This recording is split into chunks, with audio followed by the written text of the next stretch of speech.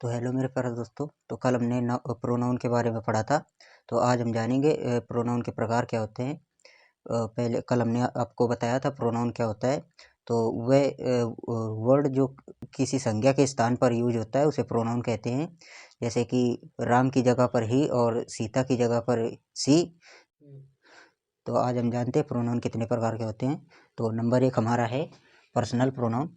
तो personal pronoun वह pronoun होता है जो किसी व्यक्ति की तरफ इशारा करता है। जैसे कि a pronoun which is used to for a special person और thing is called as pronoun, personal pronoun. Example, she is my sister. इसका नाउन होगा सीता इज माई सिस्टर। तो सीता इज माई सिस्टर की जगह हम सी इज माई सिस्टर यूज कर सकते हैं। ऐसे ही रमन इज अ सिंगर की जगह पर हम he is a singer use कर सकते हैं, रमन की जगह पर ही। तो ये नंबर 1 हो गया हमारा पर्सनल प्रोनाउन। जो नंबर 2 हमारे पास है डेमोन्स्ट्रेटिव प्रोनाउन। वह प्रोनाउन जो किसी व्यक्ति की ओर इशारा करता है। जैसे कि a pronoun which is used to indicate a particular person, place or thing is called as demonstrative pronoun. Example है this is my book. Like हमारी बुक है तो हम जैसे कहीं पर रखी है तो हम उसको कहेंगे this is my book. And second is that is your bag. जैसे कि आपका बैग कहीं पर रखा है तो मैं उसे बोलूँगा कि that is your bag. And number 3 है these are new books. These are new books, new books या पेन्स। तो we can called these are new pens. जैसे कहीं पर पेन रखे हैं तो हम कह देंगे कि दीज आर न्यू पेन्स। ये हमारा हो जाएगा डेमोन्स्ट्रेटिव प्रोनाउन। आइए नंबर 3 की तरफ बढ़ते हैं। नंबर 3 पर है हमारे पास इंट्रोगेटिव प्रोनाउन। वह प्रोनाउन जो किसी से प्रश्न पूछने के काम आता है, इंट्रोगेटिव प्रोनाउन कहलाता है। जैसे कि a pronoun which is used to ask a question is called interrogative pronoun. Example, who is there।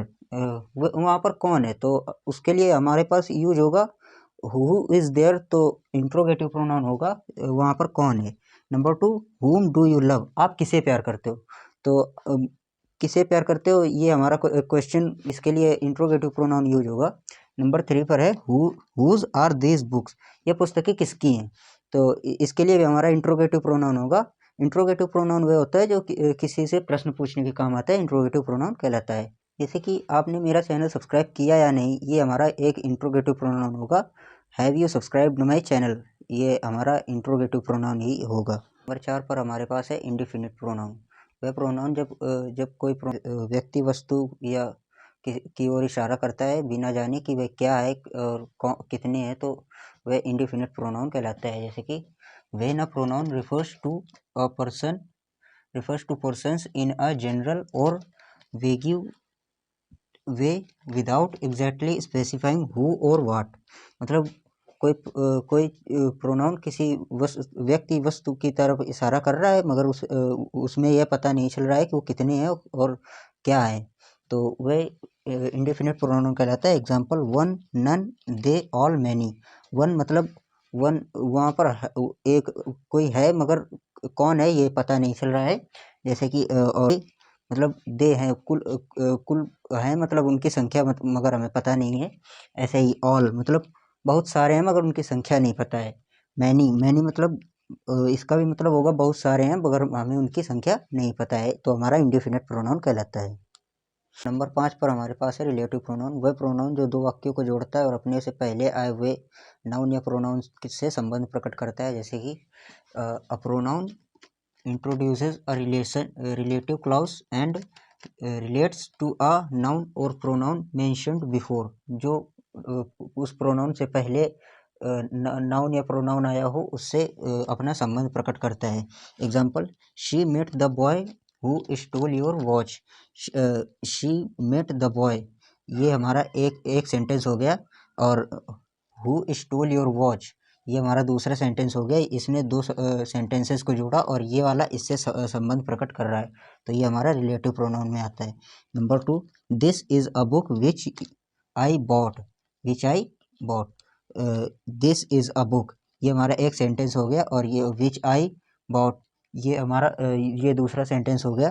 तो ये एक पुस्तक है जिसे मैंने खरीदा, तो ये भी रिलेटिव प्रोनाउन में आ गया क्योंकि which I bought and this is a book, ये वाला सेंटेंस इससे संबंध प्रकट कर रहा है।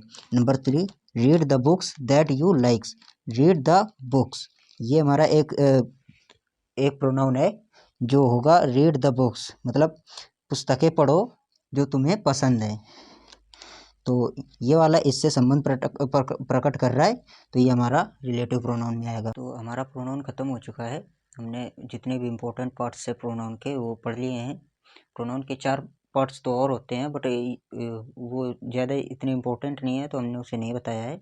तो अब हमने जितने इम्पोर्टेंट्स थे वो सारे पढ़ लिए। अब देखते हैं वर्ब के बारे में। किसी सेंटेंस का वह हिस्सा जो बता रहा हो कि वह सेंटेंस वह इस सेंटेंस में कोई इंसान या वस्तु किस कार्य को कर रही है, वो वर्ब कहलाता है। जैसे कि डेफिनेशन होती है इसकी, word which shows an action state of being and प्रोसेसन is called verb. Word which shows an action, मतलब कोई शब्द किसी कार्य के होने की स्थिति या कब पूर्ण हुआ दिखाता है, तो वो वर्ब कहलाता है। ये 2 प्रकार के होते हैं, finite verb and non finite verb. Finite verb हमारे वो होते हैं जो वर्ब की फॉर्म के हिसाब से काम करते हैं, किसी टेंस में वर्ब की फॉर्म के हिसाब से काम करते हैं, फाइनाइट वर्ब होते हैं। एंड नंबर 2 होता है नॉन फाइनाइट वर्ब। जो नॉन फाइनाइट वर्ब ऐसा होता है जिसे किसी भी फॉर्म से फर्क नहीं पड़ता है, वो कहीं भी कैसे भी आ जाता है, नॉन फाइनाइट वर्ब कहलाता है। ये हमारे काफ़ी बड़े टॉपिक हैं, तो इनको हम कल विस्तार से पढ़ेंगे। तो आज के लिए बस इतना ही। अगर आपको हमारे वीडियो पसंद आया तो चैनल को सब्सक्राइब कीजिए, हमारे वीडियो को लाइक कीजिए एंड शेयर कर दीजिए, and please subscribe our channel. We will meet the next day.